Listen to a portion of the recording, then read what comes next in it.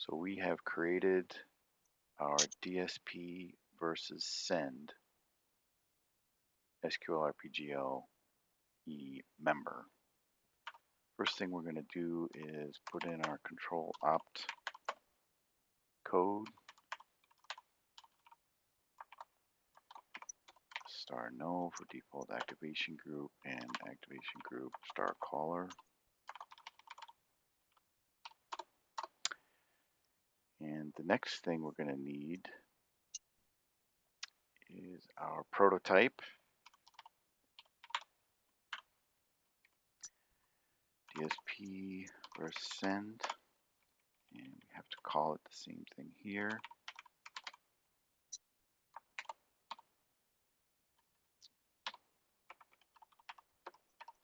We want to have an input parm. We're going to send in a name parameter for when we test our two messages. And of course, we need our program interface. Just use star n. Again, we need the exact same as we know. We need our exact same parameter with the same definition. And we close off our program interface. So now we're ready to set our variable that we're going to use to build the message text. Just use a standalone character variable. Make that char 50. And we'll initialize that to blank. Now we're ready to get into the actual setting of the text and outputting it. So our output name, go ahead and set that to here is the send message. And we'll trim our input name.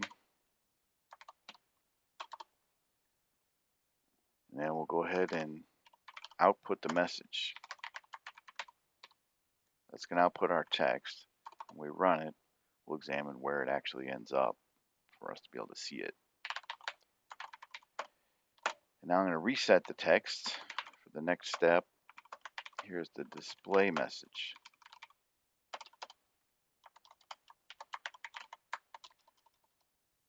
And we're going to trim that up.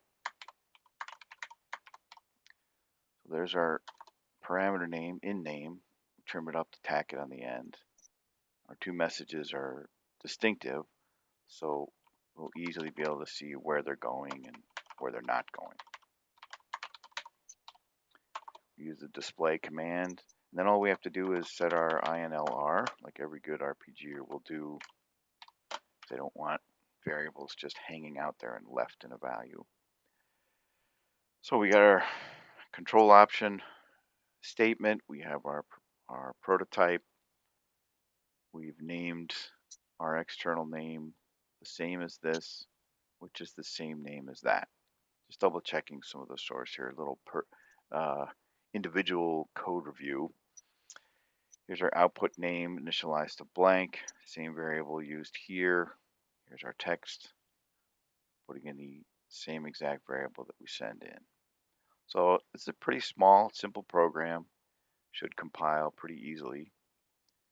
I'm going to go right in here, choose this create SQLRPGI command. So we fixed our compiling problem. Went down here, we should see compiled successfully. We're kind of hoping we would see it. Let's try that again. Run an action, run this, hit enter. If we look down here at the very bottom, we'll see output is spinning.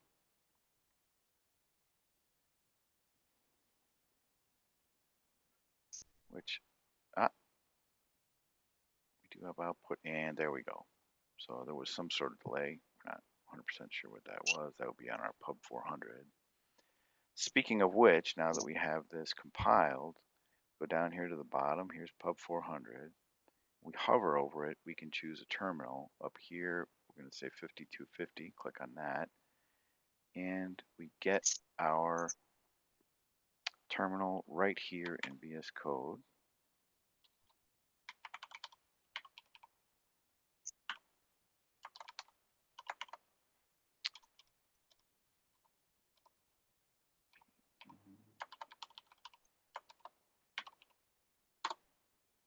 And here we are.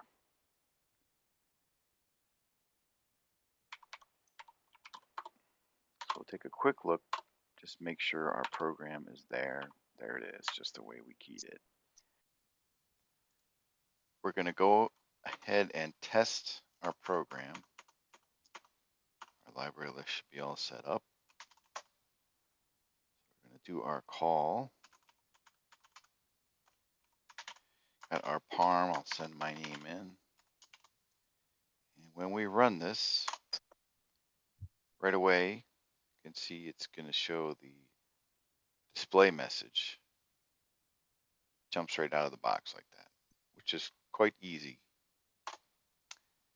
But what happened to our send message? Well, one place we can see it is if we use the display job log command. And we have to hit F10 and then F18 to go to the bottom. And now we can see both of them. They both show up here. Jane was, who we may hear from in this call, Jane was pointing out that there are frequently situations where you just want to have this and you don't necessarily want to have this in what you're trying to do because you want to see the output, but you don't necessarily want it to break to the screen like that. Another Correct. thing, yes, sorry, go ahead, Jane. That's all I was saying. Okay. So then we also can go to a command line. Pardon me. This type of Oh. command line. And if we rerun our test, we don't see the messages right now. But Jane, I believe it's F10, right? Yep. We can just hit F10 and now they both show up. So that's also, should somebody want to see both messages or they have this and they're not just doing experimentation. They don't want to add this to their programs.